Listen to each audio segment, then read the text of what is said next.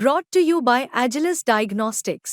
Health test की बात आती है तो मैं भरोसा करता हूँ India's largest diagnostics company Agilus Diagnostics. खुद को टेस्ट करते रहो। ये देख रहे हैं आप, इजराइल के आसमान में ताबड़तोड़ मिसाइलें जैसे बारिश की बूंदें हों।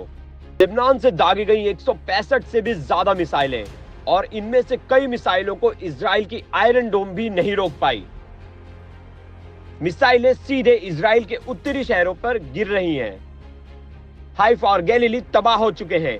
हिजबुल्लाह के आतंकियों ने यह हमला किया, वो भी इतनी बर्बरता से कि इजराइल के इतिहास में ऐसा नजारा शायद ही पहले कभी देखा गया होगा। हाइफा शहर में 90 से ज्यादा मिसाइलें दागी गईं। रॉकेट की बारिशें जैसे पूरे शहर को तबाह करने का इरादा था। वहीं गैलीली के ऊपर भी 50 से ज्यादा रॉकेट दागे गए।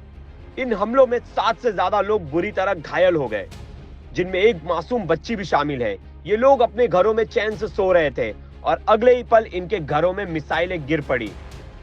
Well, I've come here today to say enough is enough.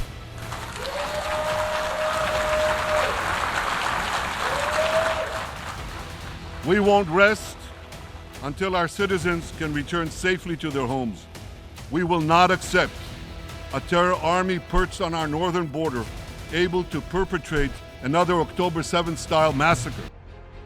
आप सोच सकते हैं कि जब इतने बड़े पैमाने पर हमला हो तो हालात कितना खतरनाक हो सकते हैं। सड़क पर खड़े वाहन जलकर खाक हो चुके हैं, घर मलबे में तब्दील हो चुके हैं। इजराइल की सुरक्षा को मजबूत ढांचा इस बार भी टूटता नजर आया जब आयरन डोम कुछ मिसाइलों को रोकने में नाकाम साबित हुआ।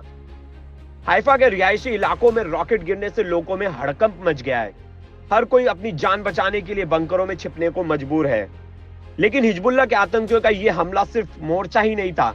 इराकी आतंकियों ने भी मौके का फायदा उठाया और इजराइल में 3 अलग अलग ठिकानों पर बड़ा हमला कर दिया। ड्रोन और मिसाइलों से lace Iraqi Islamic resistance force ने भी साउथ और नॉर्थ में इजराइल के रणनीतिक ठिकानों को निशाना बनाया। यह हमला एक बड़े युद्ध का संकेत है, वो भी ऐसे वक्त में जब इजराइल के विदेश मंत्री ने लेबनान से शांति वार्ता की उम्मीद जताई थी। अब सवाल यह उठता है कि आखिर ये अचानक क्यों हो रहा है।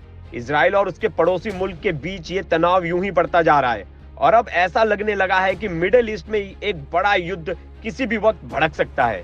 हिजबुल्लाह और इराकी आतंकियों का एक साथ हमला कोई सामान्य घटना नहीं, ये किसी बड़े प्लान की ओर इशारा कर रहा है। I speak a lot about the leaders of Iran. Yet at this pivotal moment, I want to address you, the people of Iran. I want to do so directly, without filters, without middlemen. Every day, you see a regime that subjugates you make fiery speeches about defending Lebanon, defending Gaza. आप तस्वीरों में देख सकते हैं कैसे Haifa और गलीली के इलाकों में तबाही मची हुई है। इजराइल के लोगों के लिए अब ये हालात रोजमर्रा की जिंदगी का हिस्सा बनते जा रहे हैं। हर किसी को डर है कि अगला हमला कब होगा और किस दिशा में आएगा। विशेषज्ञों की माने तो ये सिर्फ शुरुआत है। आने वाले दिनों में अगर इन हमलों को रोका नहीं गया तो मिडिल ईस्ट की हालत और भी ज्यादा खतरनाक हो सकती है। इजराइल और उसके दुश्मनों के बीच का ये संघर्ष अब और भी गंभीर होता जा रहा है। क्या ये हमला एक बड़े युद्ध का संकेत है? क्या इजराइल अब अपनी पूरी ताकत झोंकने वाला है? इजराइल के रक्षा बलों IDF ने पलटवार किया, लेकिन सवाल यह है कि ये सिर्फ एक जवाबी कार्रवाई है या फिर अब इजराइल कुछ बड़ा करने की तैयारी कर रहा है। उत्तर और दक्षिणी दोनों मोर्चे पर हमले हो रहे हैं और इजराइल अब इन्हें बर्दाश्त नहीं करने वाला।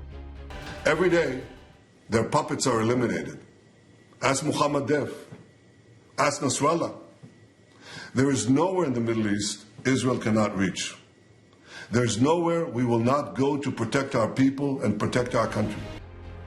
मिडिल ईस्ट का ये संघर्ष अब किस दिशा में जाएगा ये कहना मुश्किल है, लेकिन एक बात तो तय है, इजराइल और उसके दुश्मनों के बीच इस बार की लड़ाई पहले से कहीं ज्यादा भीषण और खतरनाक है।